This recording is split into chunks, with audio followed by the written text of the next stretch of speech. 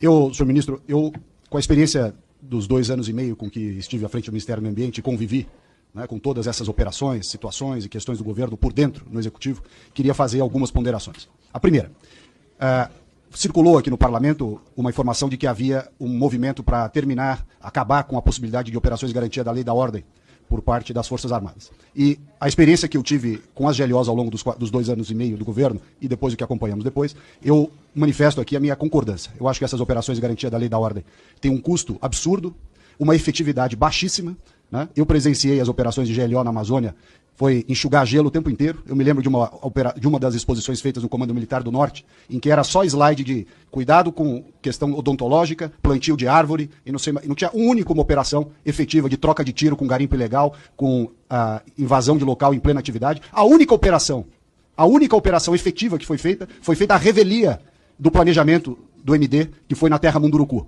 Nós só chegamos num lugar onde tinha efetivamente operações porque foi feita uma destinação distinta daquela que tinha sido planejada. Senão, mais uma vez, nós iríamos para um lugar vazio, sem ninguém, só para fazer teatro de guerra.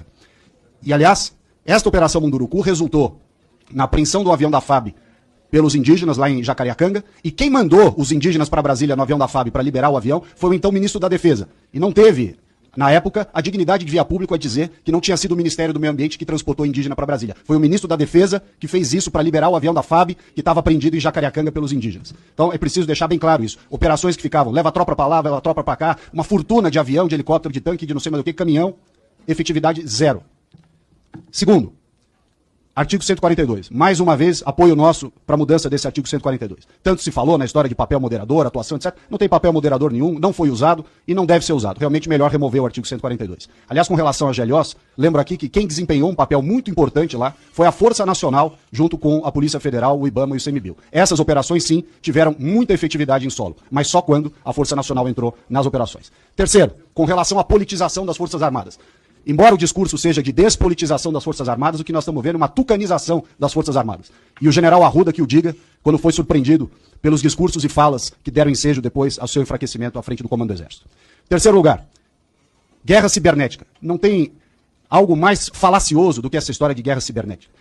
O batalhão, o regimento, seja lá o que for de guerra cibernética, não conseguiu sequer produzir um relatório minimamente decente sobre as urnas eletrônicas. Portanto, não vai fazer guerra cibernética com ninguém. Aliás, o segundo ponto importante foi aquela atuação pífia, para não usar uma outra palavra, do general Dias, G. Dias, no GSI, lá no Palácio do Planalto, no fatídico dia 8 de janeiro. Portanto, demonstra bem a inação, a ineficiência e a falta de pulso com relação. Não bastasse as GLOs que nós presenciamos, esse episódio do GSI fala por si só. Quarto ponto.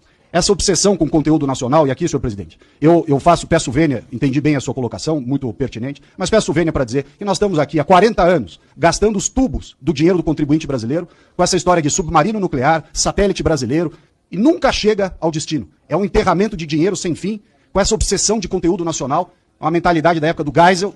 Não tem o menor sentido isso. Nós temos que acabar com esse negócio, nós estamos enterrando dinheiro que poderia para saúde, educação, transporte, segurança pública, estamos enterrando dinheiro nessas obsessões de submarino nuclear, de satélite, coisa que o vale. E digo isso com experiência própria de várias outras. Eu fui visitar lá o local do submarino nuclear, fui à base de Alcântara, fui em várias operações, vários lugares. E digo mais, me lembro aqui durante o governo passado que se encerrou, vários membros do governo, e pessoas de fora também, quiseram comprar um fuzil da Imbel, 1 ano para entregar um fuzil. 1 ano. Então quando eu vejo essas apresentações de empresa nacional de defesa, isso é uma piada. A empresa não consegue fazer um fuzil em 1 ano para entregar para as pessoas que queriam comprar. Está aí o satélite que nunca chega, o submarino que nunca recebe, enfim, uma infinidade de recursos públicos gastos nisso. Aliás, me lembro bem, durante as operações de GLO, o centro lá, o Sensipan, que dava as imagens de PRODES e DETER e tudo mais, para nos ajudar, uma demora tremenda na entrega de informações, sendo que a Planet, uma empresa privada, faria 10 vezes mais rápido com 1/1000 do custo. Por fim, eu ia comentar aqui do sistema controlado de armas de fogo, mas como agora o novo decreto parece que vai transferir essa incumbência para a Polícia Federal, não preciso gastar tempo com a dificuldade que foi propositalmente criada contra os colecionadores e atiradores pelo Exército Brasileiro. Com relação ao orçamento, para terminar, ao contrário do que se pleiteia aqui, se pleiteia em todos os lugares que a gente vê, eu participei do recurso que foi repatriado do Brasil, da corrupção da Petrobras, e que boa parte ficou com o Ministério da Defesa, sobretudo com o Exército, que era para gastar na defesa da Amazônia, no combate ao garimpo ilegal, ao desmatamento ilegal e tudo mais, e serviu para engordar o caixa do Ministério da Defesa, que aliás é um caixa sem fundo. 124 bilhões de reais, se o número não está desatualizado aqui. Eu me lembro que, apesar desse caixa de 124 bilhões de reais, o Ministério da Defesa teve a pachorra de cobrar do Ministério do Meio Ambiente, cujo orçamento é 3 bilhões. 40 vezes menos. do que o Ministério da Defesa. Um sobrevoo de helicóptero Black Hawk que foi usado lá em Santa Maria, quando foi feitas as operações de meio ambiente lá no Rio Grande do Sul. R$1.200.000 de sobrevoo de helicóptero. É o fim da picada. Um orçamento que já é gigantesco, que gasta uma fortuna de pessoal. Nós vemos os números estratosféricos que são apresentados aqui, e peço vênia ao General Tomás para citar o caso que foi colocado na imprensa, de R$770.000 de indenização ao General Tomás quando passou da ativa para a reserva. Essa tem sido a finalidade do dinheiro do contribuinte brasileiro. As operações de abate de aeronave, de tráfico de drogas, de combate ao tráfico de drogas nos rios da Amazônia, de fronteira com Bolívia, com Colômbia, com tudo isso. Zero de efetividade. Zero. Quando você vê a quantidade de operações que foi divulgada, 698 operações, eu pergunto, quantos aviões nós abatemos? Quantas operações de conflito houve com os traficantes? Isso sim, nós estamos gastando dinheiro com inimigos fictícios. O míssil de não sei aonde, a bateria antiaérea, para guerrear com quem? Com a Argentina, que não tem nem doce de leite mais. Para quê? O inimigo fictício, a gente fica gastando fortunas do contribuinte brasileiro com essa obsessão de míssil balístico. Míssil balístico para quê? Se nem na fronteira, para a lei do abate, a gente usa o armamento que tem. O Brasil tem a fronteira mais peneira, vazia que nós temos. Ninguém quer ir para o confronto. É só desculpa para não ir no pau.